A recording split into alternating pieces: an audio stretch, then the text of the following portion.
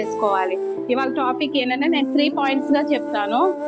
First point ఏంటి అంటే మనకి శ్రమలు వస్తాయి. శ్రమ లేని వాళ్ళు ఎవ్వరు లేరు. లైఫ్ లో అన్ని ప్రాబ్లమ్సే చెప్పాలంటే.